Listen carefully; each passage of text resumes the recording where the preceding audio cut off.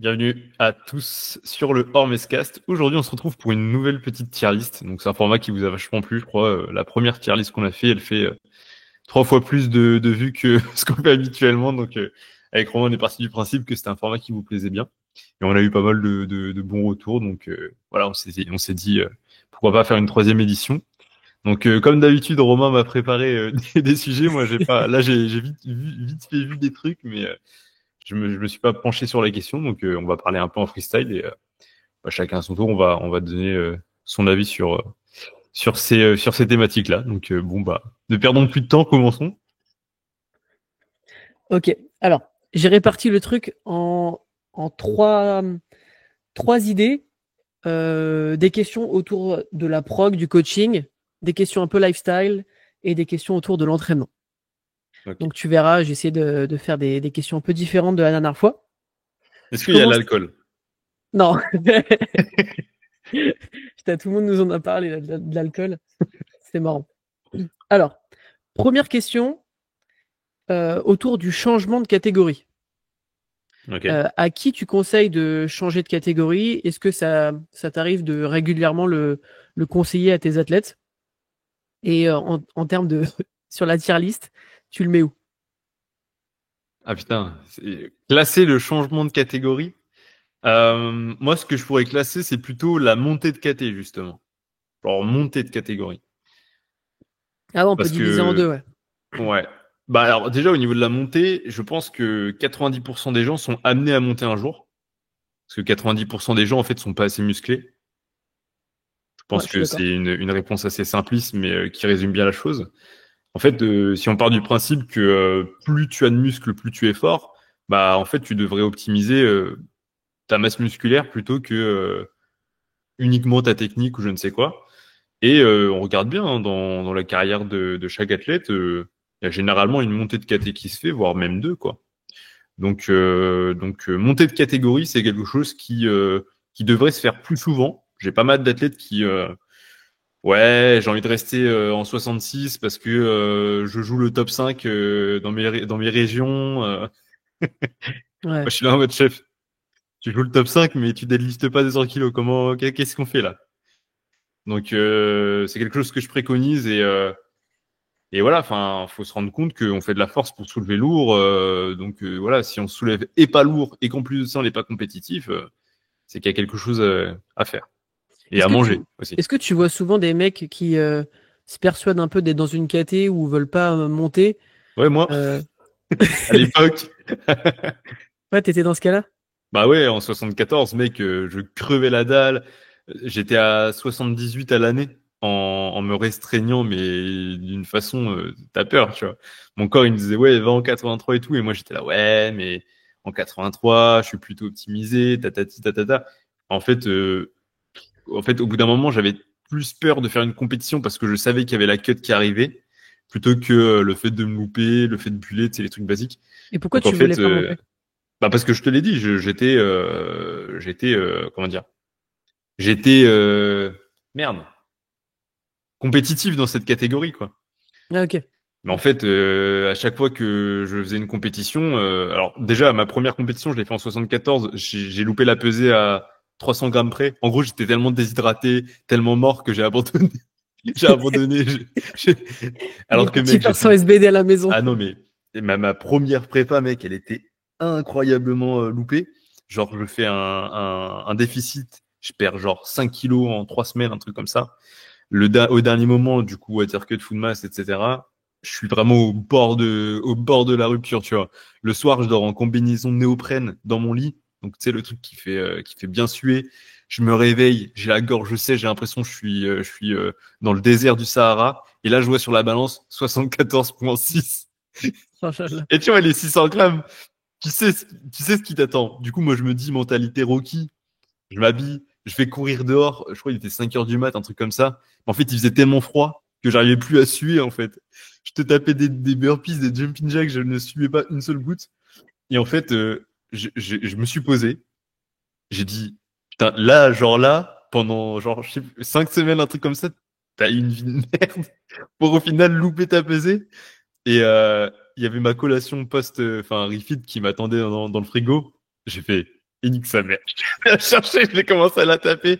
Et du coup, j'ai fait ma première compétition en 83 alors que j'étais clairement à 74, tu vois. Et, euh, et ensuite, j'ai persévéré dans ce schéma-là. Et en fait, je me rendais compte que je perdais mais genre 40% de mes perfs en fait en étant en 74. Donc j'étais fort à l'entraînement, mais gaze en compétition. Et puis vas-y, un jour, je me suis dit, mec, tu vas pas passer ta vie à faire le yo-yo. En fait, t'as envie d'être musclé, t'as envie d'être fort, bah avant 83. Et là, la montée en Et 83 m'a mis bien, à quoi. qui tu conseillerais de rester absolument dans une KT et à qui tu conseillerais en fait de s'en foutre un petit peu, d'aller dans la catégorie du dessus, même si bon, il n'est pas forcément, il fait pas 83 kilos par exemple. Imaginons qu'on est dans cet exemple-là, s'il fait 76, 77. En fait, c'est simple. Tu participes aux France, on en discute. T'as pas les minima, on n'en discute pas, en fait. Après, bien évidemment, il y a des athlètes, ils savent que je suis pas du même avis qu'eux, mais c'est leur choix. Donc, typiquement, je pense à Maxence qui, ça fait des années, il reste en 66, alors que vas-y, il faut qu'il monte en 74. Mais pour l'instant, c'est son kiff, tu vois. Il arrive à bien gérer, et puis, vas-y. Tu sais, je peux comprendre le kiff un peu personnel de vouloir avoir le record au squat de sa région ou vouloir terminer premier. Je peux comprendre parce qu'en soi, il y a tellement un delta qui se crée entre participer aux France et le reste que bah en fait chaque athlète veut sa petite victoire. Mais encore une fois, est-ce qu'on fait du coup ce sport pour être premier à ces régions ou alors pour squatter 4 fois plus que ce qu'on squatte actuellement, tu vois? C'est le dilemme. Donc moi, je pousse les athlètes à manger, à devenir ultra big, mais s'ils veulent rester, je peux comprendre. J'ai été comme eux.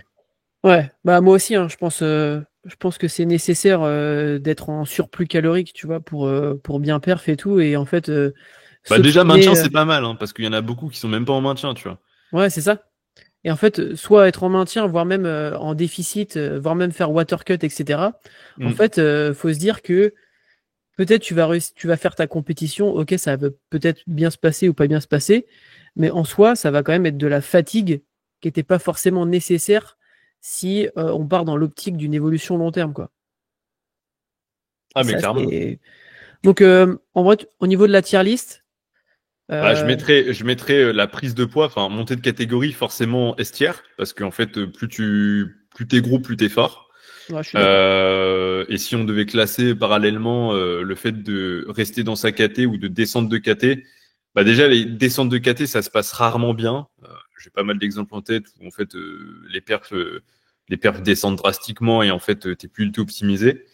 Et même enfin dans un contexte de santé mentale, en fait, tu seras toujours gagnant à monter de catégorie. Parce qu'il y a tellement de TCA qui se créent, en fait, juste parce que tu te restreins dans une caté, etc. Je sais pas, genre, bien évidemment, le powerlifting, c'est pas un prétexte pour être un gros lard et manger comme une merde. Mais, enfin voilà, quoi, c'est pas non plus un sport où, justement, tu dois aller, comme dans le bodybuilding, à l'extrême opposé. Enfin, faut savoir aussi qui fait le process et de se rendre compte que le powerlifting, bah, il y a des avantages aussi, tu vois. Donc en fait, moi Ouais, j'ai arrêté la musculation parce que avoir le six pack, ça a jamais été, enfin ça a toujours été mon objectif, mais ça a jamais été le cas, tu vois. J'ai accepté que j'allais être un gros lard à vie, donc je suis allé faire du power et ça se passe beaucoup mieux, tu vois.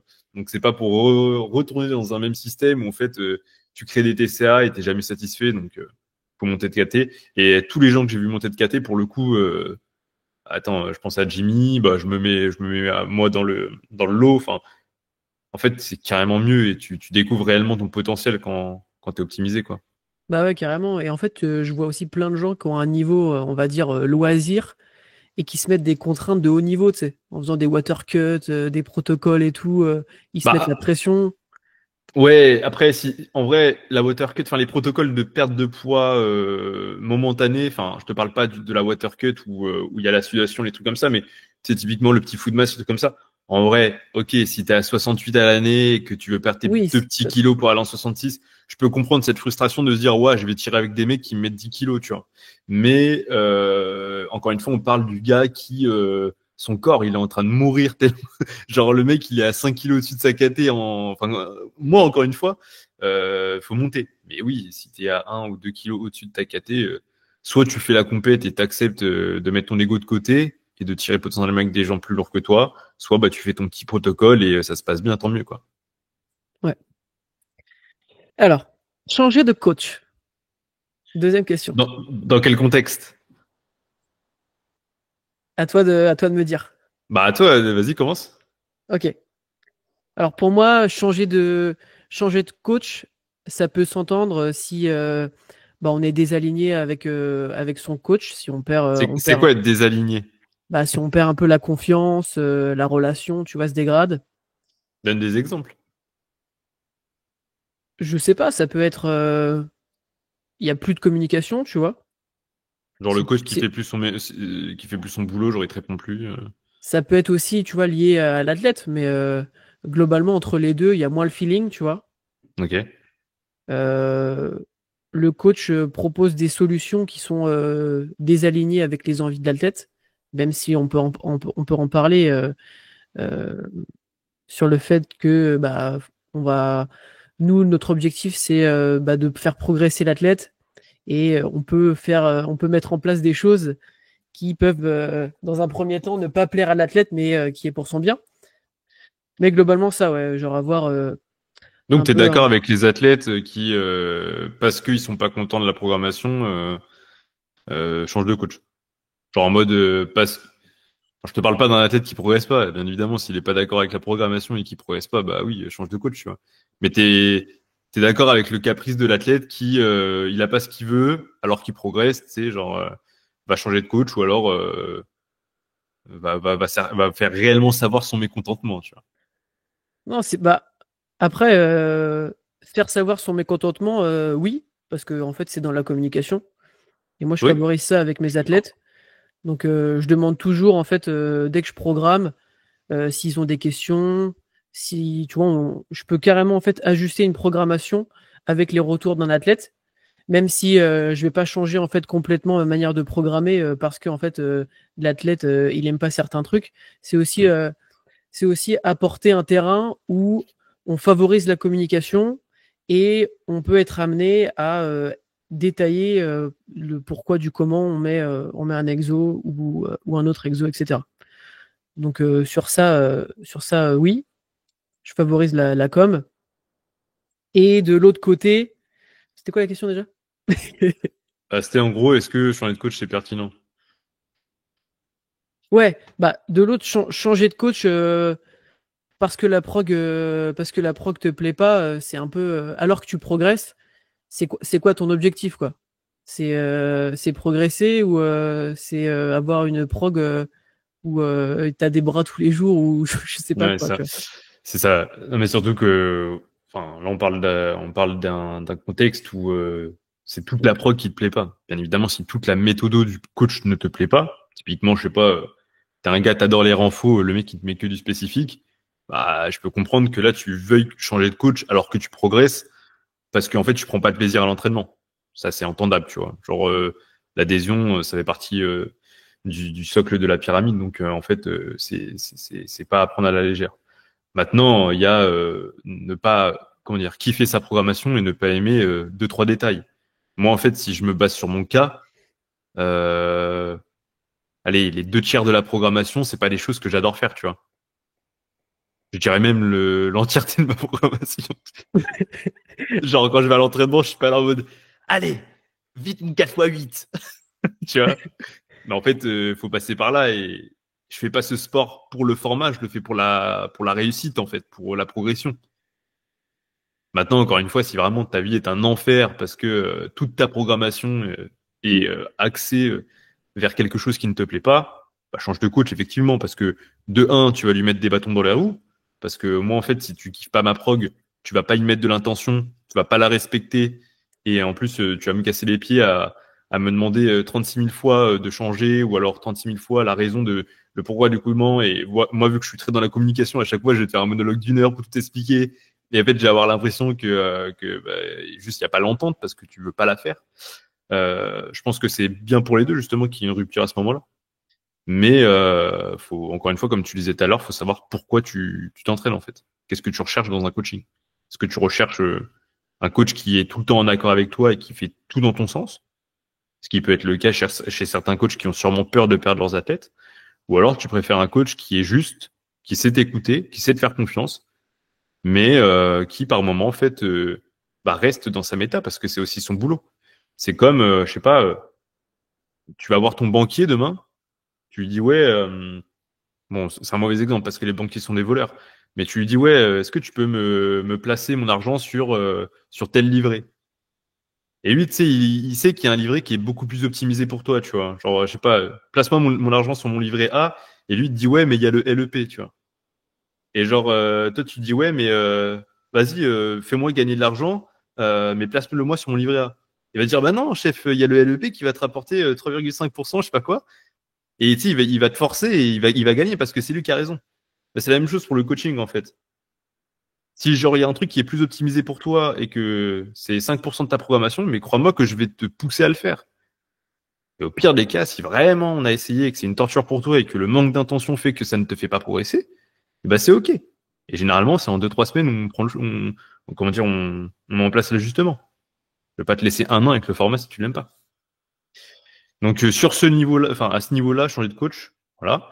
Maintenant, changer de coach, j'en parlais, je crois que c'est dans le dernier podcast, mais ça peut être intéressant pour tester de nouvelles choses quand tu es typiquement un futur coach ou même un coach actuellement. Tester des nouvelles façons de faire, voir une autre vision au niveau pédagogique, au niveau programmation, etc. Je trouve ça pertinent. Maintenant, c'est encore une fois, pourquoi changer de coach? Donc dans ce cas-là, si c'est vraiment pour voir autre chose, bah oui, c'est pertinent. Ouais, je suis d'accord. Ça peut être enfin, ça peut permettre de voir une nouvelle méthode, de relancer peut-être un petit élan de motivation si on est un peu perdu. Mais après, c'est quand même, ça peut impliquer des risques parce que ça nécessite quand même un temps d'adaptation. Parfois, tu peux être amené à avoir une régression aussi. Donc, à calculer, tu vois. Est-ce que toi, juste pour l'idée, tu vois, de tester de nouvelles choses, même si tu progresses, tu partirais sur l'idée de changer de coach? Moi, je pars du principe que je teste des choses quand je veux, en fait. Genre, j'ai pas besoin d'un coach pour me faire tester quelque chose. Et c'est là où moi, je kiffe me prog moi-même. Parce que déjà, je trouve pas, comment dire, dans ce que j'ai pu tester, tu vois, je me retrouve toujours dans un truc où, en fait, c'est plus moi qui tiens les rênes. Et je veux pas être cette athlète-là pour le coach qui m'encadre, oula. Et en fait, moi, je teste moi-même, encore une fois. J'aime pas ce truc de faire une méthode qu'on m'enseigne. Moi, je crée, en fait, je crée à partir de la grosse théorie, tu vois. Typiquement, je sais pas, je vais te prendre un format, je sais pas, un 4x4. Bah, autour du 4x4, je vais créer un truc, tu vois. J'ai créé une méthode de programmation. Enfin, je suis pas friand de tester des systèmes. Typiquement, je sais qu'il y a des groupes de coaching, ils ont un système. Genre, je sais pas, TSG, RTS, c'est genre une vraie méthode, tu vois. Moi, Ouais. je suis pas super fan parce que ça t'enferme un peu dans un truc. Mais l'idée de connaître cette méthode, de la comprendre, oui, c'est intéressant. Mais je serais pas forcément obligé de la tester. Je pourrais l'étudier, on va dire. Et après, encore une fois, généralement, quand tu te fais coacher, c'est pour progresser. Donc oui, je disais, ça peut être pertinent de changer de coach pour tester autre chose. Mais si tu progresses, en fait, tu prends le risque, en fait, de quitter un système qui te convient et qui te fait progresser. Et donc, tu prends le risque potentiellement de déjà devoir tout reconstruire parce que changer de coach, c'est pas changer uniquement de programmation. C'est en gros donner, enfin repartir à zéro au niveau de la banque de données du coach, tu vois. Ouais. Genre le coach te connaîtra pas. Enfin ça, c'est un truc à prendre en compte, c'est que il y a de la confiance qui se crée, il y a la compréhension de l'athlète qui se crée. Enfin typiquement, moi les athlètes quand je les reçois au début, je suis là en mode bon bah on va tester des choses, mais je suis pas sûr que ça va marcher sur toi. Et en fait, c'est au fur et à mesure des mois où je me dis, bon, bah, ouais, ça marche pas. Et c'est là où je deviens un bon coach. Ou t'adaptes, ouais. C'est ça. Donc, Ouais. je sais pas comment on pourrait conclure ça, mais changer de coach, pour moi, ça peut être très bien S tier comme F. Ça va dépendre de la situation, en fait. Mais communication et voix avec ton coach, il y a un point d'entente. Ouais, je suis d'accord. En fait, c'est dépendant. Si vraiment tu as un mauvais feeling et tu régresses, bah ça peut être estière, tu vois. Après, tu régresses, ouais, mais pourquoi tu régresses? Tu vois, il y a des gens qui vont, justement, je connais des gens qui sont dans ce truc de je progresse pas, donc je change de coach jusqu'à temps que j'ai progressé. En fait, le problème, c'est toi, mon chef. Le problème, c'est toi parce que, en fait, généralement, les coachs savent programmer, tu vois. C'est très rare un mec qui va vraiment te saboter complet. Genre un mec qui va te faire régresser parce que, vas-y, c'est vraiment pas programmé. Bien évidemment, chaque coach a ses petits trucs qui font de lui un technicien et il va savoir quoi ajuster. Mais généralement, les gens qui ne progressent pas du tout, même qui régressent et qui justement changent de coach tout le temps et se rendent compte que c'est toujours la même chose, bah, c'est peut-être qu'il y a un problème dans ta façon de t'entraîner, dans ta façon de vivre, tout simplement. Et en fait, bah, tu t'es dans le faux à changer de coach tout le temps parce qu'en fait, tu te mets encore plus des bâtons dans les roues, quoi. Ouais, après, moi, je pars du principe que je suis globalement responsable, même si c'est pas le cas, tu vois, T'es responsable de quoi, à de ton la avis? progression de l'athlète. Ah Je oui. suis pas sous la barre avec lui et tout, mais Mhm. j'aime bien me dire que, en gros, tout ce qui lui arrive, c'est presque ma faute, même si en soi, c'est pas forcément le cas, mais ça me permet aussi de moi-même rester bien T'impliquer. impliqué et il y a des moments où, en fait, si le coach il est pas capable de lui dire bah écoute là gros mets plus d'intention je sais pas sois plus clean sur ton hygiène de vie parce que là c'est clairement de ton ressort normalement tu es censé les passer ces barres là si après avoir testé des choses etc il n'y a pas d'amélioration c'est aussi au coach tu vois de dire écoute réveille-toi réveille-toi garçon. J'étais un peu du même avis que toi quand j'ai commencé le coaching. J'étais j'étais là à déresponsabiliser l'athlète. Genre en mode, en gros, c'était de ma faute s'il y avait un problème, c'était de ma faute s'il y avait une douleur. En fait, déjà, c'est faux. Donc ça, je me suis beaucoup forcé à penser dans ce sens-là, justement, de Max, en fait, t'es pas comment dire, j'ai pas le terme, mais en gros, c'est pas de ta faute s'il progresse pas, tu vois. Genre, si toi, tu essayes tout de ton côté, bien évidemment, faut pas se mentir à soi-même et être un glandeur et de se dire, oh, je comprends pas, mon athlète, il progresse pas, bah, peut-être parce que tu lui fais pas tes retours, tu lui fais pas des progs adaptés, enfin bref. En fait, à partir du moment où moi, je mettais tout en œuvre, en fait, pour que l'athlète progresse et qu'il y avait pas de progression, en fait, au bout d'un moment, vas-y, je vais pas me tailler les veines jusqu'à ce qu'il progresse, tu vois. Enfin, faut accepter qu'il y a un autre truc, il y a un truc qui nous dépasse. Et en fait, le fait d'être dans cette vision, ok, je suis l'unique responsable. En fait, ça déresponsabilise l'athlète et l'athlète devient beaucoup plus passif en fait dans sa progression. Parce qu'en fait, si justement tu lui montres que tout dépend de toi, donc il va tout attendre de toi, tu vois. Et moi, ce que j'aime bien faire, c'est quand je sens vraiment que, vas-y, chef, là j'ai fait mon boulot, il y a un moment, fais le tien, tu vois. Bah, j'ai une discussion avec l'athlète en question. Je lui explique pourquoi je pense qu'il y a autre chose que la programmation, le retour, je ne sais pas quoi, qui fait que ça bloque. Si l'athlète est d'accord avec moi, bah, ça lui donne un axe de progression et je le soutiens à 100%. S'il n'est pas d'accord avec moi, bah, c'est OK. Genre, tu peux ne pas être du même avis que moi, mais ne t'attends pas à qu'il y ait un changement différent.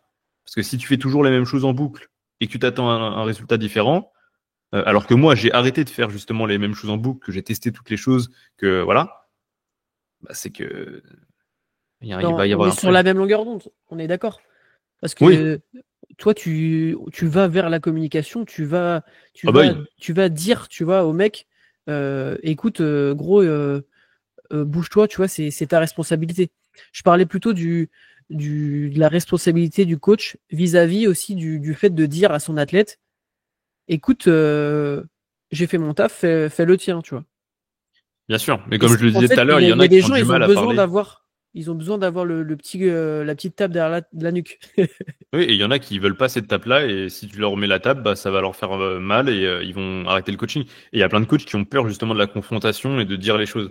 Parce qu'ils ont peur de perdre l'athlète, de blesser, de frustrer, de tout ce que tu veux en fait. En fait, il faut juste savoir le dire, et même des fois quand tu sais le dire, bah, ça fonctionne pas parce qu'en fait, la personne bah, ne tolère pas en fait enfin, elle ne tolère pas l'idée que ça peut venir d'elle, tu vois. Ouais, c'est dur. C'est surtout dur pour la personne parce qu'une mentalité comme ça, dans la vie de tous les jours, on sort du sportif, hein, mais dans la vie professionnelle, relationnelle, etc., ça te mettra toujours des bâtons dans les roues parce que c'est juste un manque de remise en question. Et bah, généralement, en fait, quand on attend tout des autres, quand on attend tout d'autres choses que soi-même, bah, ça paye rarement, en fait. Donc, force à vous, les refs. Mais Je pense que c'est le bon c'était mot. quoi la question de base? C'était le changement de coach, mais vas-y, je le mets en B comme ça, on est entre les deux parce qu'en Ouais, fait, ok. ça peut être S ou F. Donc, Ouais. alors, petite question sur les applications. Est-ce que tu utilises des applications pour t'aider en fait au niveau de tes entraînements? Est-ce que tu en as à recommander et tu les placerais où? Ouais, je sais pas d'où tu la sors cette question, c'est une bonne question en vrai parce que j'y avais Mais jamais mec, pensé. Et t'as mis un prompt sur chat, non mec de ma tête, gros. t'es trop chaud. Ouais, j'utilise WL Analyse. Une application gratuite. Bon, il y a une forme payante, mais c'est une application gratuite. J'ai du mal aujourd'hui, qui t'aide à traquer un peu tout ce qui va être trajectoire, vélocité. Donc de temps en temps, je demande à mes athlètes de m'envoyer un screen recorder de l'application qui montre par exemple leur traj au squat, mais c'est plus pour leur faire comprendre la chose, tu vois. En Hmm. mode quand je leur parle de déport vers l'avant, ta. En fait, le fait de leur demander de me l'envoyer, c'est déjà qu'ils vont la regarder eux-mêmes, et ils vont mieux comprendre ce que j'essaie de leur expliquer, plutôt que de faire un truc avec le curseur de la souris, ou alors de leur expliquer, voilà. Maintenant, Ouais. en termes de vélocité, etc., je m'en fous un peu. Genre, c'est normal que ta charge, enfin, que ta vitesse diminue quand la charge augmente. Donc ça, bah, Google Sheets hein, pour le template. Moi, j'utilise MyFitnessPal pour la Pour boucle, pour traquer les cas, traquer. moi je traque pas. Je suis un anti MyFitnessPal justement. Ah ouais? Pourquoi? Bah parce que je pars du principe que la nature ne nous a pas construit pour qu'on compte nos calories, tu vois, et que, enfin, ça dépend de ton objectif, mais en fait, si tu prépares pas de compétition, si tu fais pas de cut ou je ne sais quoi, on va déjà traquer ses calories, c'est quelque chose de tellement, enfin, la notion de calories, c'est quelque chose de tellement instable, parce qu'en fait, ce que tu ingères, c'est pas forcément ce que tu assimiles. Enfin, en gros, tout ce qui ne rentre pas dans ta bouche ne peut pas être compté comme quelque chose qui va avoir directement un impact sur ton corps, tu vois. Enfin, il y a plein de choses à prendre en compte. Donc, je trouve ça Mhm. très instable de compter ses calories. Maintenant, si vraiment tu veux faire le truc de façon millimétrée, etc., oui, ça peut être pertinent dans une phase de préparation, genre pendant 4 semaines, tu sais. Mais à l'année, pour moi, c'est juste quelque chose qui va créer, euh, qui peut créer des TCA, tu vois, mais qui peut créer une routine un peu malsaine, tu vois. Le fait de compter ce que tu manges, enfin, on n'est pas fait pour compter ce qu'on mange, on est censé s'écouter, tu vois. Je comprends ce que tu veux dire. Après, moi, j'utilise beaucoup pour des athlètes qui n'ont pas de notion, tu vois, en nutrition. Tu gères Déjà, des athlètes en nutrition? ouais, Ah ouais, ouais, ok. j'accompagne aussi mes athlètes Je sais pas. là-dessus. Et du coup, ce que je fais, en fait, c'est que bah, je prends un call avec eux et je leur explique les bases en nutrition, Mhm. les macronutriments, etc., pour qu'ils aient au moins des bases, les bases de connaissances. Je leur demande d'installer l'application et juste, en fait, de rentrer ce qu'ils mangent sans rien changer, tu vois. Juste pour qu'ils se rendent compte des calories Ah oui. moyennes qu'ils ingèrent. Et ensuite, bah, comment faire pour atteindre, tu vois, par exemple, normalement, si on regarde leur physique, leur taille, leur poids, leurs dépenses, ils devraient manger X calories et en fait, ils sont à moins 500 calories par rapport à leur objectif. Bah, comment faire, tu vois? Et là, je leur apporte en fait des aliments, bah, soit riches en protéines, riches en glucides, riches en lipides, D'accord. qui peuvent incorporer. Et en fait, ça Oui. les aide à bien comprendre le truc. Mais ouais, c'est vrai qu'à l'année, c'est chiant, en soi. C'est chiant. Moi, D'accord. Bah, je en vrai, l'utilise plus. je suis OK avec ce que tu proposes. Maintenant, ça me fait rire parce qu'en fait, chaque individu est différent. Chaque individu a un niveau d'assimilation, un métabolisme, etc. différent. Enfin, c'est tellement variable. Et moi, quand je dis aux gens, ouais, que je suis à 2 repas par jour, enfin, je mange pas énormément, tu vois, alors que je suis en PDC plus 15, un truc comme ça. Les gens, ils sont là en mode arrête et tout, alors que ça fait des années que je fais ça. Et il y a des gens, ils me disent oui, mais moi, je prends pas 1 gramme alors que je mange 5 repas par jour, etc. Nan, nan. Bah, c'est peut-être ça le problème, tu vois. Et c'est là où, en fait, enfin, on pourra faire un podcast entier sur ça. Et il y a plein de gens qui sont en accord et en désaccord avec moi, tu vois. Mais euh, le truc de la calorie, enfin, la calorie en elle-même, genre comment les gens la perçoivent, comment les gens la traquent, etc. Pour moi, c'est faux. Enfin, c'est pas faux, mais on s'est compris. Ok. Donc MyFitnessPal, non. Après oui, comme tu le dis, en prépa, ça peut être cool de. Ok, vas-y, 5 semaines avant ma prépa, je regarde ce que je mange, je compte les calories de ma journée type, et de là, je peux construire un déficit. Ça, c'est Ouais, c'est pertinent. ça. Ouais. Sinon, Ouais, si on peut. en application, bah, j'essaie de mettre dans mon template un maximum d'outils pour que les gens aient pas besoin de télécharger une application de ERM, enfin, en fait, dans le template, c'est fait pour que justement le mec il puisse tout traquer en fait. Donc ça fait un peu office d'application, tu vois. Ouais, t'as l'accès aux vidéos webinaires, aux ressources Ah mec, vidéo. en fait, Hermès Process c'est le meilleur template de France. En fait. Bon, en vrai, je dirais que si on parle sur la progression, c'est pas ce qu'il y a de plus. En fait, là, c'est pas une tier list, c'est genre, tu penses pas, Bah, gros, là, depuis qu'on a mis l'alcool, c'est chaud, hein. c'est chaud là. Non, les applications, bah, mais enfin, il y a Oh, pas de classement en fait, ça va dépendre de l'application quoi. ouais, ça va dépendre. En vrai, je mets B parce que c'est pas nécessaire, tu vois, à la progression. C'est un petit plus. Ok? Ok. Alors, s'entraîner avec un programme générique. Parabuilding. Il y a marqué parabuilding. Ah, je pensais que tu voulais qu'on parle du parabuilding. On peut, on peut. Bon, il y a rien à dire, hein, c'est juste de la musculation avec des élévations latérales et un peu plus d'extension triceps, quoi. Enfin, c'est juste du powerlifting avec plus d'assistance, quoi. Ouais, c'est ça. Et puis, on va remplacer le squat par du hack squat. Bah, même pas. Les gens qui font du powerbuilding, ils font du squat. Ah ouais, c'est vrai. Donc ah oui, les programmations génériques. Bah, comme son nom l'indique, c'est générique. Donc en fait, c'est la programmation que ton pote et ta grand-mère et ta grande sœur et ton père vont faire. Donc c'est pas très adapté, quoi. Maintenant, on peut faire des bonnes choses avec une programmation directement générée, quoi, pour tout le monde. Je pense que voilà, il y a rien de dangereux à faire un 4x4 basique avec une incrémentation basique et ensuite un format un peu plus volumineux. Enfin, généralement, c'est ça, hein. On prend pas de risque à faire une programmation directement faite, mais en fait, tu vas atteindre beaucoup plus vite un plateau de stagnation par manque d'individualisation et potentiellement, en fait, tu peux te retrouver pas mal confronté à des problèmes De technique. d'ordre technique, bien sûr, mais d'ordre de récupération. En fait, le format sera jamais modulé, quoi. Si tu tankes pas ton 4x4, bah, tu peux juste pas faire la programmation. Ou alors tu commences à moduler toi-même, mais tu deviens ton propre coach et tu suis pas la prog qui t'est presque. Voilà. Je suis d'accord. Moi, tu vois, typiquement, à l'époque, j'avais sorti Hormesis. Bon, ça existe plus, hein, mais c'était une programmation sur 12 semaines automatiquement générée. Bon, il y avait un calculateur de 1RM, donc en gros, les charges t'étaient données. Donc il y avait quand même quelque chose qui te drivait. C'était pas une simple programmation avec un RPE et tu te démerdes, quoi. Mais j'ai eu des bons feedbacks, hein. Il y a eu pas mal de monde. Je crois il y a un gars, il a fait plus 50 sur son total en 12 semaines. Enfin, c'était cool, tu vois. Mais il y avait cette limitation technique et bah, d'ailleurs j'en ai récupéré en coaching individuel juste après et ils ont explosé Bien plus.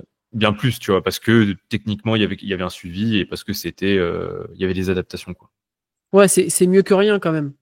C'est Même ça, c'est si. si t'as pas les sous, voilà. Et puis on a tous testé les progs, les progs connus, genre le 531, le Smolov, les trucs comme ça, tu vois, genre.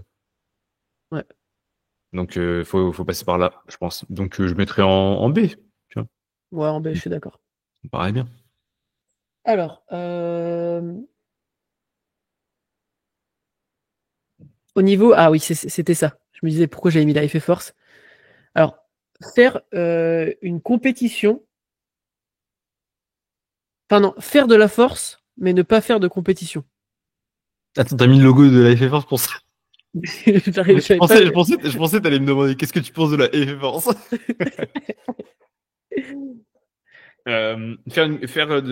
Comment dire, s'entraîner mais ne pas faire de compète. Ouais, qu'est-ce que Moi, t'en penses? j'ai plein d'athlètes dans ce cas-là qui sont pas ultra emballés à l'idée de faire une compétition pour le moment parce que je pense que c'est de l'ordre de la confiance en soi. Je pense que c'est des personnes qui sont pas encore ultra fiers de leur total, tu vois. Donc à ce niveau-là, je comprends.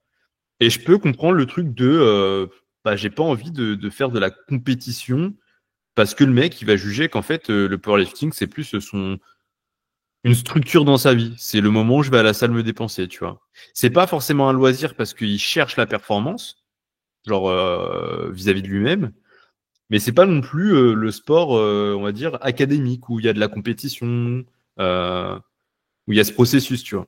Donc je peux comprendre. Moi, je suis pas un grand fan des compétitions. Typiquement, j'en fais une par an et ça me convient. Est-ce que Mais tu je penses sais qu'il y a des gens qui vivent pour la compète. tu penses qu'il loupe un truc? Ah oui, bien évidemment, je pense que il loupe une expérience parce que la compétition c'est quand même quelque chose de différent que d'un mock meet ou je sais pas quoi, juste par le côté spectateur, le côté cohésion parce que c'est cool quand t'es avec tes potes en compète, enfin même l'aspect de je stresse puis ensuite je suis heureux parce que j'ai fait une bonne compète, enfin bien évidemment tu loupes des choses, mais c'est une vision, tu vois. Je sais pas ce que t'en penses toi, mais Bah, ouais, moi je suis d'accord, j'en ai aussi beaucoup dans ce cas-là.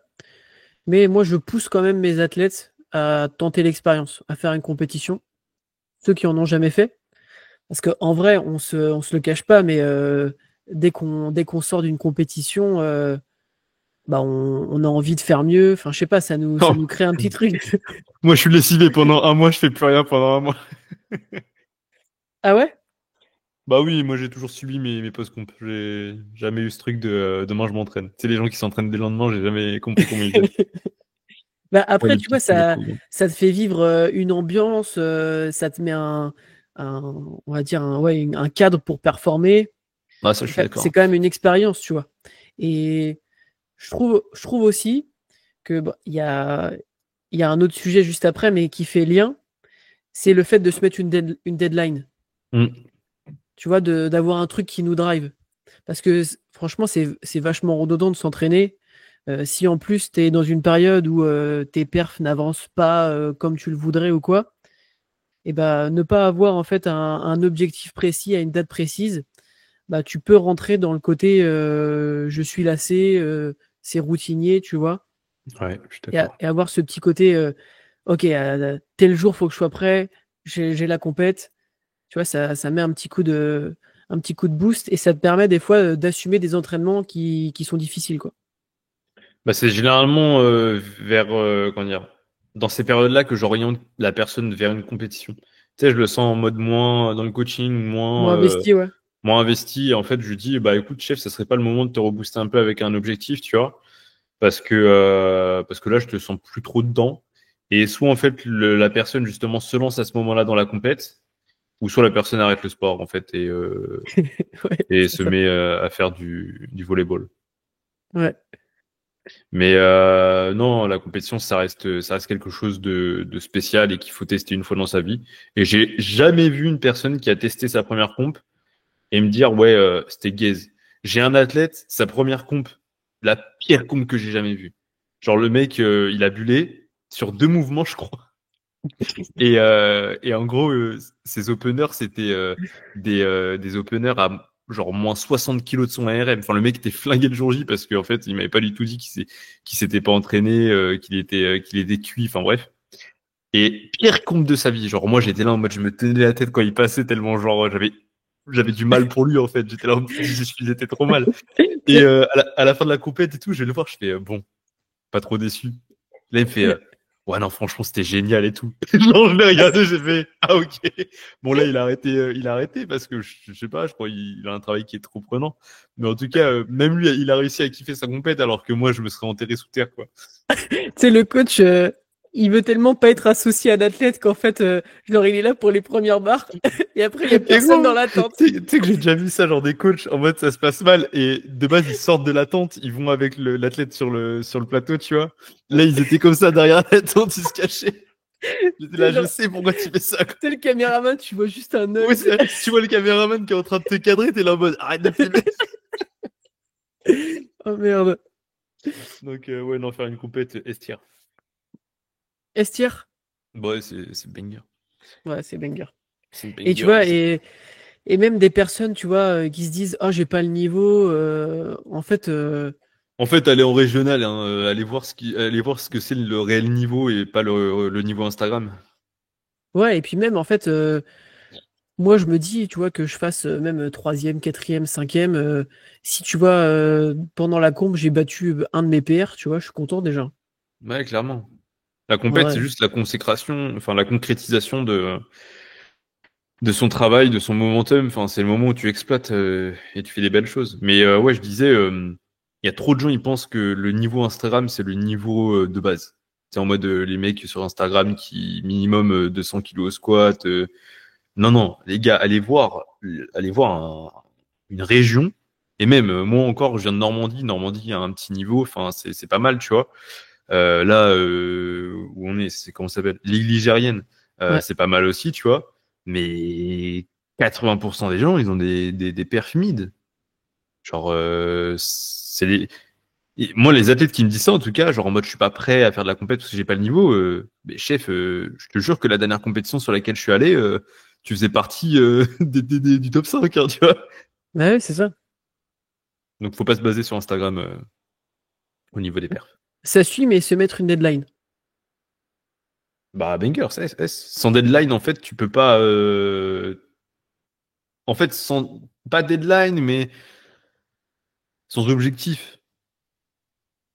Sans Sans raison, sans objectif pourquoi. temporalisé, tu vois.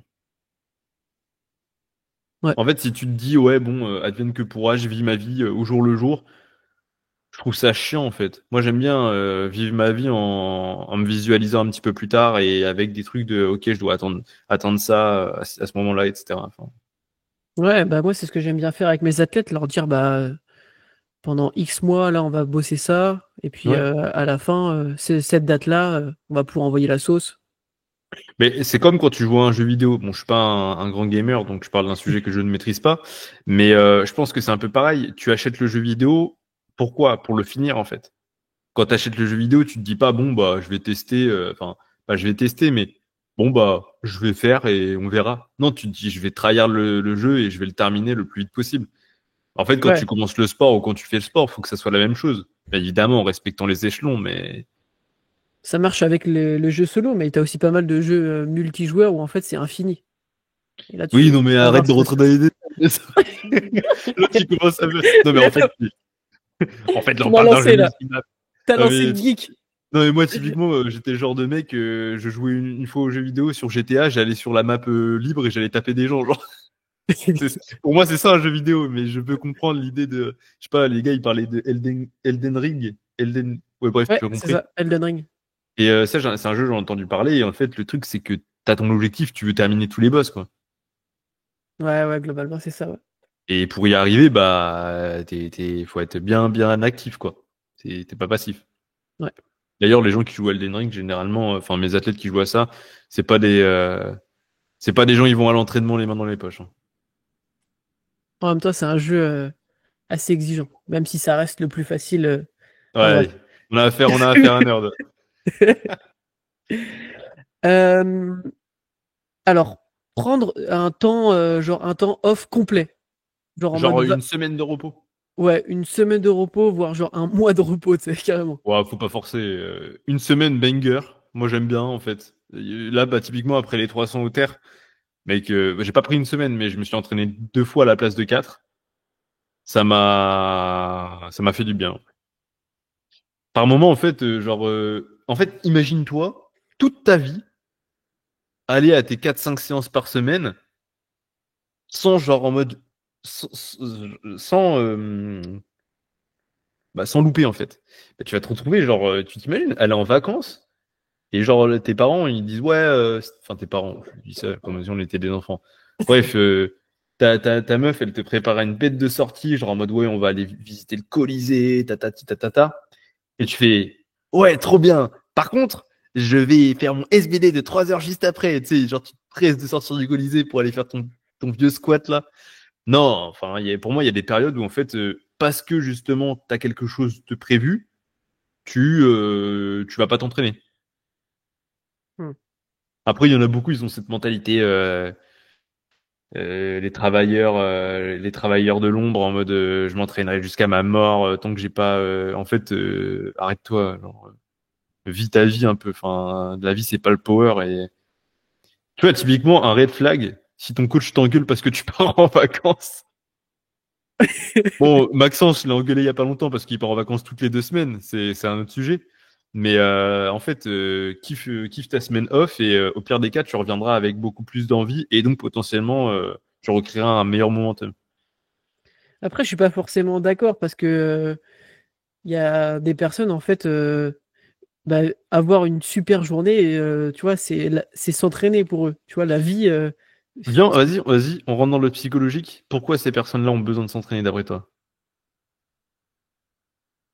bah, je sais pas, Pourquoi ces personnes-là ont besoin d'aller se vider la tête? Pourquoi ces personnes-là sont tellement attachées au fait d'aller s'entraîner? Parce qu'en fait, si on s'arrête à ça, oui, ok, ça fait partie de leur journée. Pour moi, il y a quelque chose de malsain derrière et je le sais très bien. ah, pas forcément, tu vois. Je suis persuadé, mec. Tout ce qui est névrotique, en mode tout ce qui est ritualisé et en mode c'est très, très, très compliqué de s'en détacher, c'est qu'il y a quelque chose derrière. Et Ouais, j'en fais partie, hein. Pour moi, c'est très, très dur d'accepter de. Genre, bah là, vraiment, ça fait genre 3 ans, j'avais pas loupé une séance, tu vois. bah, il peut y avoir ça, mais juste aussi, tu vois, avoir cette sensation après la séance où en fait, t'es bien, t'as Ah, mais d'endorphines. attends, chef. T'as passé une journée au Colisée avec ta copine, t'as mangé 2 restos, t'es trop bien. Genre là, tu peux aller te poser, prendre un petit verre sur la plage. Enfin, je dis des trucs qui ont aucun sens géographiquement, mais tu m'as compris. Et genre, toi, tu vas te dire, ouais, non, je préfère aller me mettre mon 4x4, je préfère aller manger mon 8x12 au bench.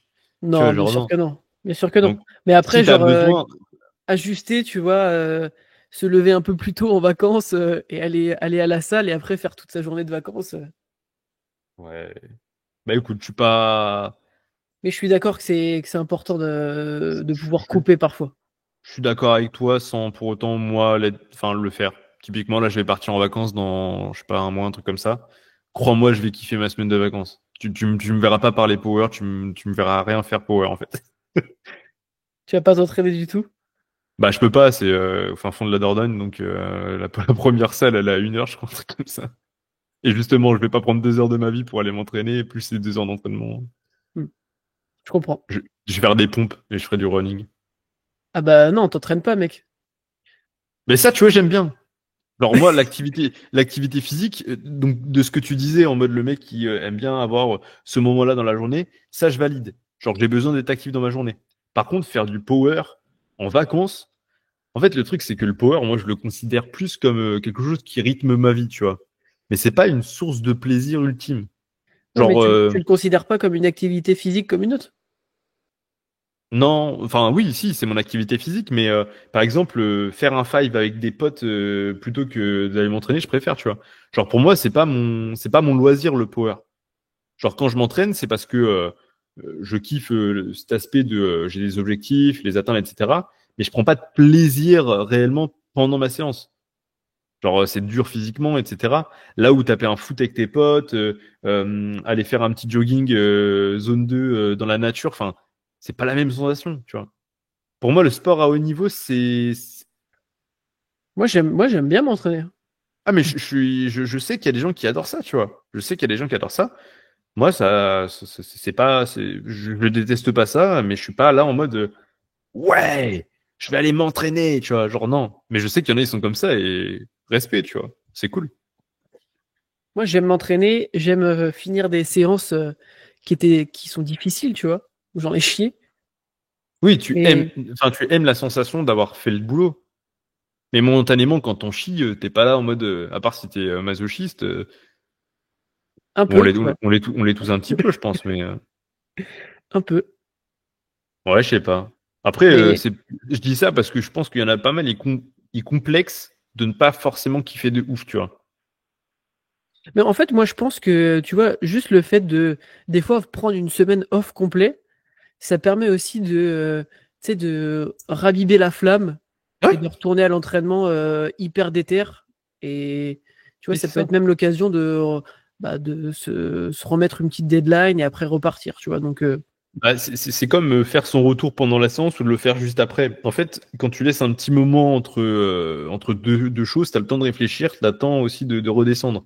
Bah, la petite semaine de vacances, ça peut être le moment, où, par exemple, je sais pas, tu sors d'une grosse échéance ou d'un truc qui s'est mal passé. C'est le moment où, en fait, les émotions vont s'estomper. Et rationnellement, en fait, tu vas recréer une envie d'aller t'entraîner parce que tu vas te rendre compte que, ok, il y a un truc qui manque dans mon quotidien. En fait, c'est plutôt cool d'aller m'entraîner, etc. Mais c'est vrai que quand tu es dans le jus émotionnellement, etc., bah, tu peux vite avoir ouais, ce truc mental qui te limite et qui te donne pas envie d'aller t'entraîner, quoi. Ouais, c'est comme quand tu vois pas ta meuf pendant une semaine. Ouais, ouais. Non, mais t'as le petit manque qui se crée, tu vois. Ouais, ouais, je vois Tu vois ce que je veux l'analogie. dire? Donc en vrai, je, en vrai, je me travestis, hein.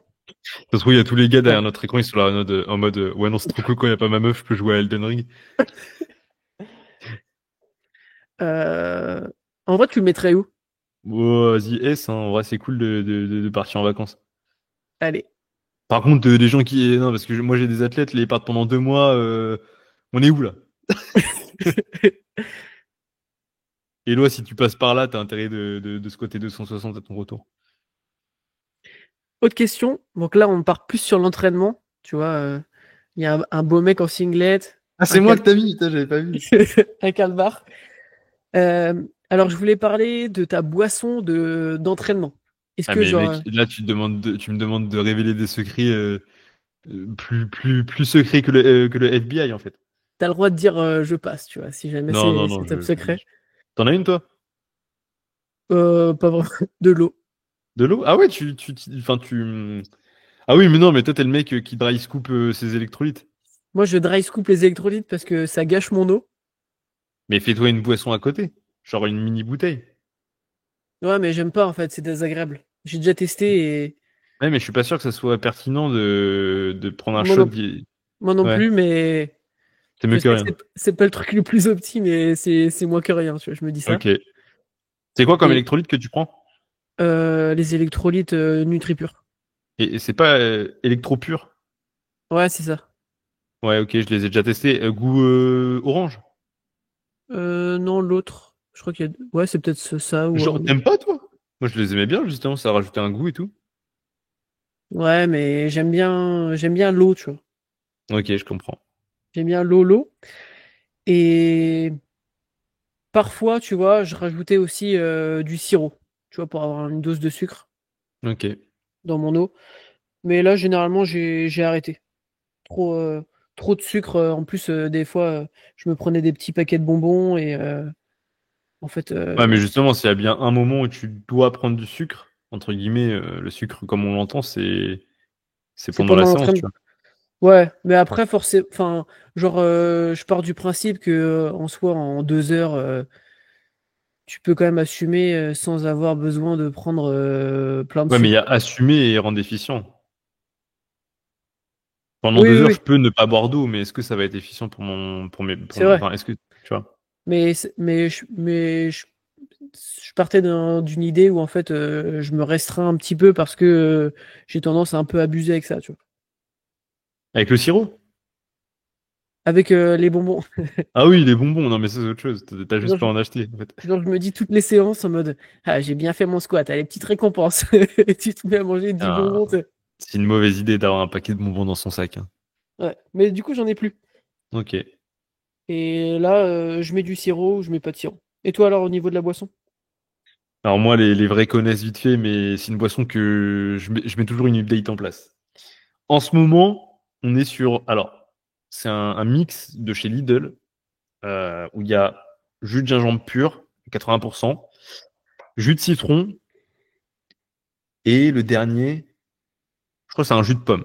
Bref, du coup, je mets une petite dose comme ça dans ma gourde. Elle est juste là, c'est ma gourde magique. Je mets ça. Ensuite, je rajoute de l'eau. Non, juste avant, je mets ça de sirop. Donc moi, c'est du sirop en ce moment de pêche. Donc pour les petits glucides. Sel. Donc je mets une bonne pincée. Là, je suis en train de tester une mixture un peu secrète, mais je lâche comme ça. Piment d'Espelette. Sel, Renseignez-vous. sel, poivre, crème Renseignez-vous. fraîche. Renseignez-vous, c'est pour la capsaïcine. Voilà. Donc, c'est une molécule qui est dans le piment. Et il y a une époque où je mettais de la malto pour vraiment avoir des glucides pendant l'entraînement en mode un truc un peu plus diffus, tu vois. Mais là, en ce moment, je suis un peu un rat, j'ai pas envie d'en racheter. Donc voilà, je comble avec de l'eau, je secoue et je bois ça pendant l'entraînement. Je peux vous dire que c'est bon déjà, parce que c'est le principal. Et franchement, je me sens mieux avec, ouais. Genre, je sens que je suis beaucoup plus énergique.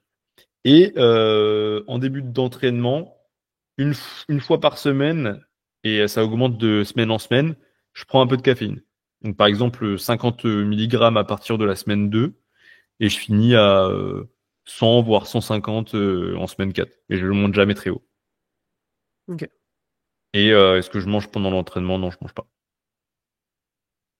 Moi aussi, je prends de la caféine et là, le max que je prends, c'est 2 capsules de 90 milligrammes, donc ça fait 180. Ouais, ouais, facile. Ok. Je prends de la bêta-alanine juste pour ressentir les picotements, ce que j'aime bien. Ouais, moi j'aime pas me sentir comme Venom, donc Mais à vrai, à tester le ta jus. boisson. Après, je pense que je rajouterais une banane, 2 boules de glace, de la chantilly. Mais tu sais qu'à l'époque, j'étais sur une diète, enfin, on va dire une diète cétogène, mais un peu remasterisée.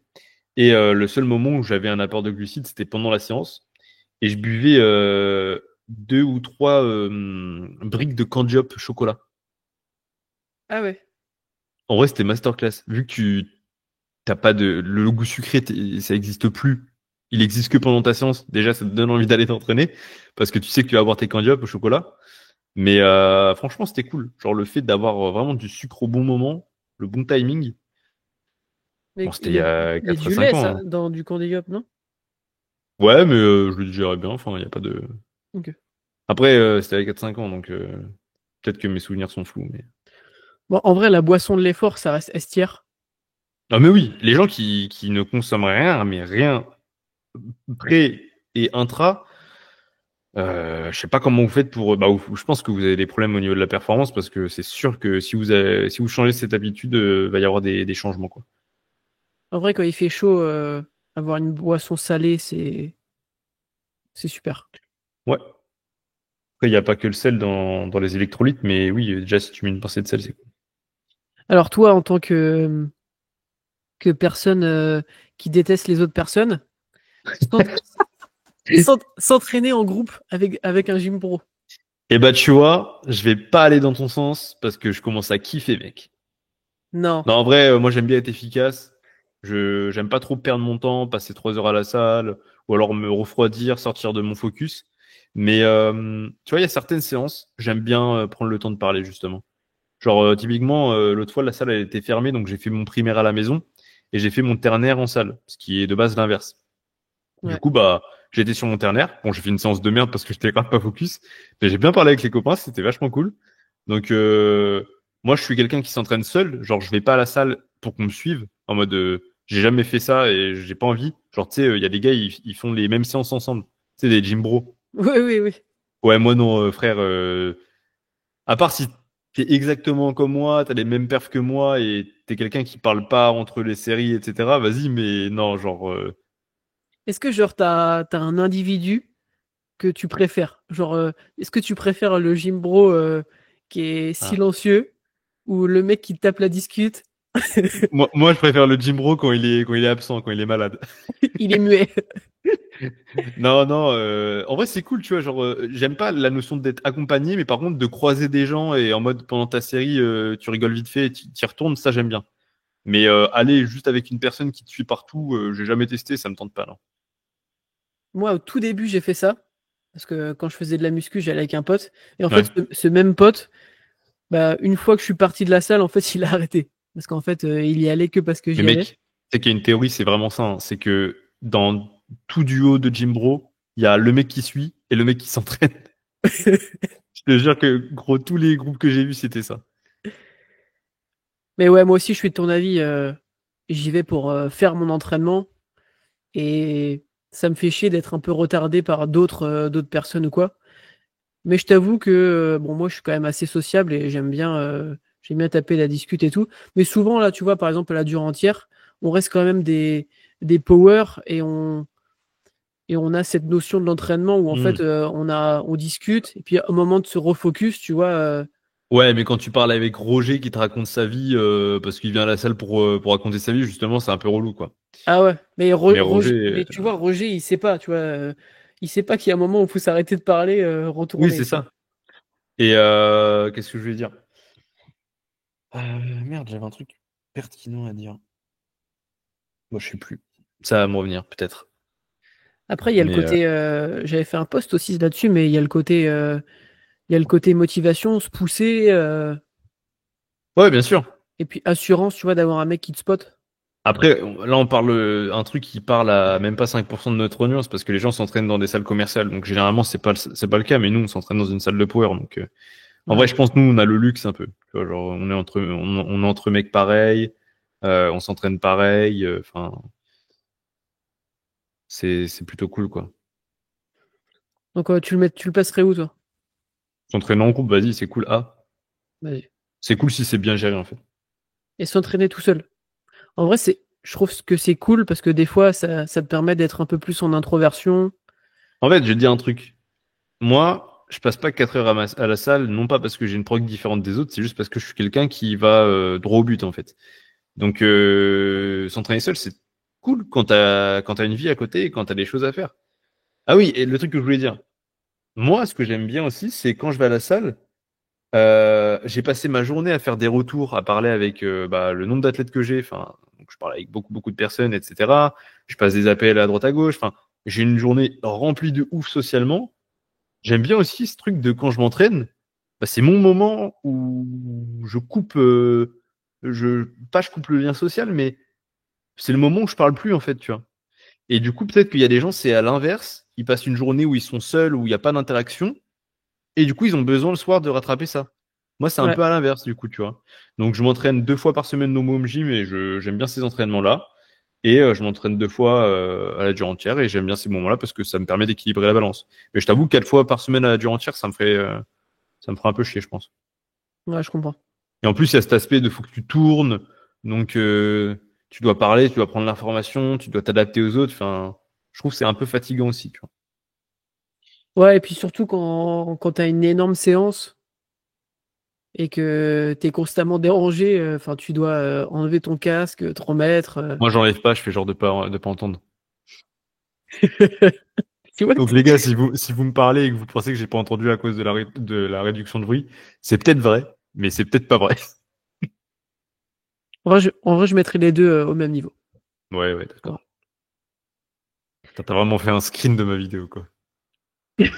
Bah ouais, et que je suis D'ailleurs, investi. les gars, allez voir le vlog que j'ai sorti hier, là, et dites-moi si vous aimez bien. Alors, faire du hors-prog. Ça dépend, il y a des hors-pro qui sont mignons. Vas-y, l'autre fois, je voyais, il y a un de mes athlètes qui commence à faire du contenu sur Insta. Il fait des vlogs de son entraînement en mode entraînement pec, entraînement dos, je sais pas quoi. Vas-y, il fait un tirage en plus, il fait un peu de chest press en plus ou un truc comme ça. Enfin, je sais même plus. Vas-y, je trouve ça mignon en mode bon, au pire des cas, tu m'en parles et je t'en mets directement dans ta prog, tu vois. Donc Est-ce que ça, tu as c'est des ok. hors-prog que tu t'autorises et d'autres que ça te fait chier, tu vois? Ouais, comme je te le dis, ça c'est mignon. En mode, tu me fais un renfort en plus, bah vas-y, deviens un bœuf, mon pote. Par contre, si c'est 40 000 renforts en plus et que tu t'impliques moins sur ton spécifique et que tu m'en parles pas, en fait, ce qui me dérange, c'est quand tu m'en parles pas, tu vois. Par contre, quand tu m'en parles et que, vas-y, j'ai pas le temps de mettre à jour la prog parce que tu veux faire ça maintenant, ok, vas-y. Mais il y aura une mise à jour. Et ce que je tolère pas, par contre, c'est le hors-prog totalement stupide, en fait. Genre le mec, il tente un single alors qu'il est sur un bloc de x3 sum max. Ça, je tolère pas parce que, enfin, je tolère pas. Je suis obligé de tolérer quelque part parce que c'est l'entraînement de la personne, mais intérieurement, je suis là en mode, mais quelle indignité. Et l'athlète qui fait des petits arrondis.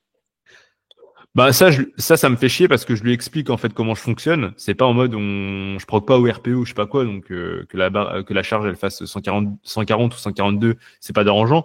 Moi, c'est dérangeant parce que justement, je veux tenir le format le plus longtemps possible. Je veux que tu PR en fait au format à chaque fin de bloc. Et en fait, si tu fais un incrément de 2,5 ou alors 5 et qu'en fait ça se cumule, bah au final ton format perd un bloc et potentiellement bah en fait tu casses la dynamique qu'on est en train de créer et de la progression tout simplement. Donc 2,5, c'est 2,5 et sur la prog, c'est marqué fixe, bah, essaye de faire ça fixe. Après, si c'est une fois de temps en temps, parce que vraiment, le poids de 1,25, il est au fin fond de la salle, enfin voilà, ça me dérange pas, mais si c'est toutes les séances, bah en fait, l'incrément, il a plus vraiment de sens, quoi. Ouais, je suis d'accord avec toi. Après, moi, il y a des petites il y a des petits hors-pro que je comprends. Par exemple, tu vois, en semaine 4, Ouais. si le mec il se sent vraiment bien, tu vois, et que il reste dans la fourchette du RPE. Oui, mais si tu prog en RPE, Ouais, mais même même si je prends en pourcentage sur des formats, tu vois, j'explique à l'athlète, globalement, en vrai, sur ce format-là, on devrait finir à tel RPE. Mais je prends en pourcentage, tu vois. ah oui, ok. Et si, Moi, je dis plus ça, justement. Je dis plus, ouais, sur ce bloc-ci, on devrait terminer à tel RPE, à part s'il y a un RPE cap. Parce qu'en fait, les gens, tu leur dis, ouais, on devrait terminer sur ce RPE-là, ils vont aller chercher vraiment l'intensité la plus proche de ce RPE, tu ouais, vois. Alors que ouais, si c'est un bloc mid, où tu lances une dynamique, genre, entre guillemets, t'as envie de terminer RPE 8, si tu termines RPE 7, bah tant mieux, t'as de la marge, tu vois. ouais, bien sûr. Mais bon, des fois, si ça permet, tu vois, le mec il se sent vraiment bien et tu vois, ça fait longtemps qu'il n'a pas PR.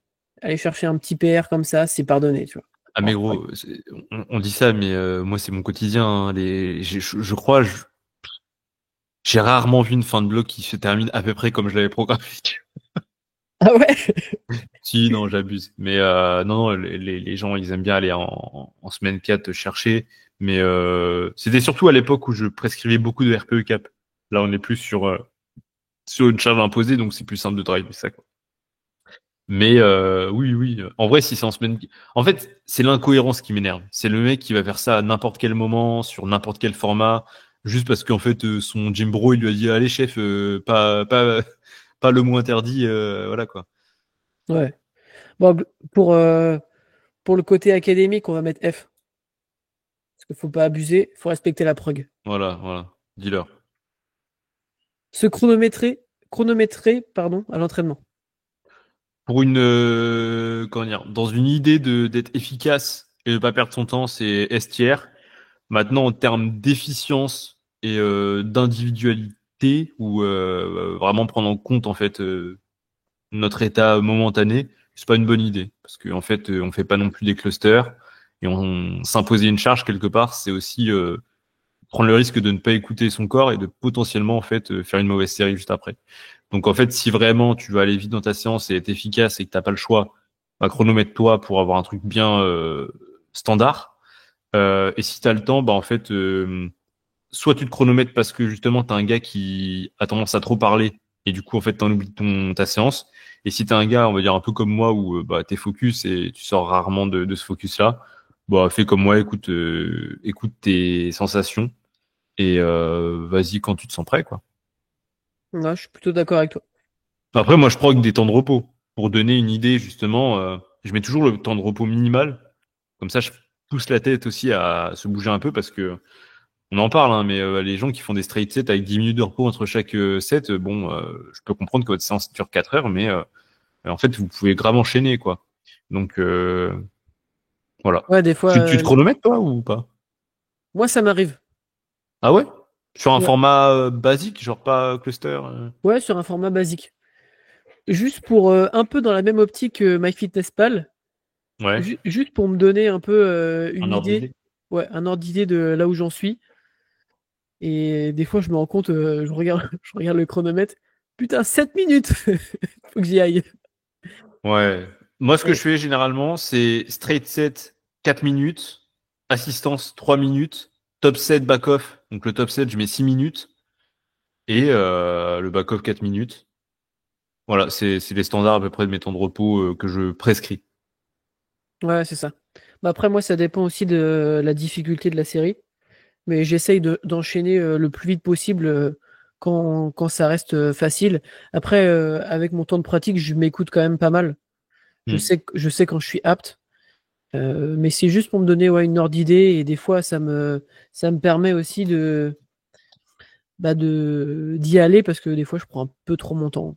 Comme tu disais, il y a des personnes qui peuvent prendre un petit peu trop leur aise à la salle et ça me met un petit cadre. Ok. Donc en soi, moi je mettrais ça S tier. Après, ça peut influencer à partir alors que l'athlète est pas prêt, mais Je pense que le corps s'adaptera bien à un peu de fatigue plutôt que trop de relâchement. ouais, c'est ça. Des fois, on se dit, ah, j'ai besoin d'autant de temps de récup, alors qu'en fait, non. En fait, on pourrait y aller maintenant, mais on se persuade qu'il faut au moins. Et il y a des gens qui sont X. beaucoup trop froids en fait. Ouais. Alors, euh, il reste deux sujets et on a fini. Qu'est-ce que Euh, c'est que ça? bencher avec une ceinture. Enfin, je crois que j'allais faire un post dessus.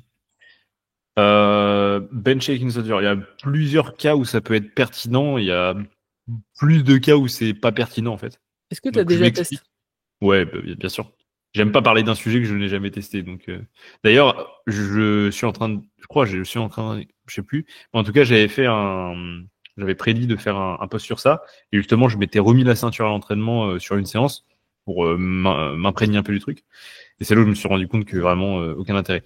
En gros, l'intérêt, ça pourrait être de peut-être te limiter en termes de pontage et encore, parce que généralement tu pontes beaucoup thoraciquement, donc en fait au niveau lombaire, il n'y aura pas un réel impact, mais tu peux avoir une petite butée qui fait que au niveau du pontage, ça te limite et donc quelque part tu gagnes en amplitude, donc pour l'adepte c'est cool, mais tu ressens pas en fait le pontage en moins, parce qu'en fait des gens qui sont trop hyperlaxes, s'ils mettent pas la ceinture, genre, en gros, s'ils pontent pas au maximum, ils se sentent pas en tension. Donc, la ceinture leur permet d'être en tension et moins pontée. Mais encore une fois, ça va dépendre de comment tu pontes. Maintenant, l'idée principale de la ceinture, c'est de se sentir compact. Mais il y a un truc que je comprends pas trop, c'est que quand tu braces au bench, tu vas avoir un bracing beaucoup plus thoracique qu'abdominal. Hmm. C'est limite abdominal, enfin, le bracing abdominal, il va être nul, entre guillemets. Et tu peux faire le test chez toi. Essaye de te mettre en antéversion totale en position de squat haut et prends ton bracing, bah, tu vas tout prendre au niveau de la cage thoracique, mais rien au niveau du ventre parce que juste la position, le positionnement du bas du dos en extension ne te permet pas ça. Donc tu vas avoir en fait une ceinture que tu vas pas pouvoir remplir. Et si tu essayes de la remplir, en fait tu vas perdre en efficience au niveau thoracique parce qu'en fait l'air ne va pas aller au bon endroit. Donc c'est ça que j'ai du mal à comprendre. Maintenant, il y a des gens qui juste pensent au niveau de la proprio, le fait de se sentir un peu plus stack au niveau du ventre. Je pense que c'est une question d'individualisation et, euh, et de morphotype. Genre, typiquement, le mec qui est un peu plus gros, gros ventre, etc. Je pense que l'impact de la ceinture va pas avoir le même effet que le mec qui est tout skinny et qui met une ceinture, quoi. Moi, je suis d'accord avec toi. J'ai testé, moi aussi, je vois pas trop l'intérêt. Et c'est pour ça, à chaque fois que je vois un mec qui bench avec une ceinture, j'aime bien aller lui demander pourquoi, ses ressentis, etc. pour un peu mieux comprendre le sujet, parce que moi-même, j'ai du mal à comprendre, tu vois. Je teste et en fait, j'ai juste un truc qui me Mm. bloque un peu et que j'utilise J'ai, pas, quoi. j'ai une théorie. Les gens qui bench avec une ceinture, c'est parce que c'est stylé. Ça va partir en réel, ça. Non, mais en vrai, c'est stylé. Genre, tu sais, ça fait un peu Robocop qui bench. En plus, les gens, ils bench lourd généralement, ceux qui mettent une ceinture. Donc, tu sais, il y a un petit peu ce truc de, Ah vas-y, ouais. s'il bench lourd, c'est parce qu'il a la ceinture, t'as vu. Mais non, non, je pense qu'il y a il y a beaucoup de broscience derrière ça. Ah, ok. Donc en soi, tu le passerais où, toi? Bon, vas-y, en B, en C, je vois pas Ah, d'intérêt. c'est ouais. Moi, je dirais c'est. Dernier sujet un peu marrant. Les tenues que tu préfères pour t'entraîner. Donc, tu as le choix entre singlet, calbar ou short. Alors, j'ai testé les trois. Calbar, tu te sens un peu trop libre dans tes mouvements. Il n'y a pas de tension passive. Non, globalement, moi j'aime bien m'entraîner en singlet, surtout pour le squat. Bah, uniquement pour le squat. Parce que je me sens beaucoup plus euh, tight, on va dire. Genre, je me sens bien, quoi. Hmm. Donc, voilà. J'ai pas grand-chose à dire en vrai. Par contre, ouais, c'est pas très confortable au niveau des parties. Ça te serre, t'es comprimé. Enfin, surtout si tu... Les gens qui ont déjà squatté en singlet titan savent ce que c'est la douleur que tu ressens en bas du mouvement et entre tes séries. Et Ah, ceux qui n'ont pas testé, bah, tester un jour. j'ai oublié les autres images, mais j'avais noté aussi legging et jogging. Legging comme FK Kurnaz, là, le truc. Legging de Clasher. Comment ça s'appelle c'est un legging combat, je sais pas quoi, fight. Ah ouais, Bref, putain. Ouais, combat. Ah ouais. Le legging si tu sais de de quoi je combat. parle. Ouais. J'ai jamais testé. Non, après, en short, c'est cool. Genre, c'est. Putain, la question, j'avoue, j'y avais jamais réfléchi. Bah, non, mais ouais, singlet, c'est cool, le squat, tu te sens bien. Et puis même, je trouve ça stylé, tu sais, t'as des gros quads et tout. Le short, c'est plus pour les séances secondaires, ternaires, tu vois. Et le caleçon, bah, si t'es un détraqué ou que tu t'entraînes dans un home gym, du coup. Le caleçon, c'est F-tier pour les autres usagers, c'est pas ouf. Ah, c'est pas. Après, en home gym, ça peut passer en S-tier. À tout moment. Et bon, Ok, bon bah. s'entraîner en jogging pour toi.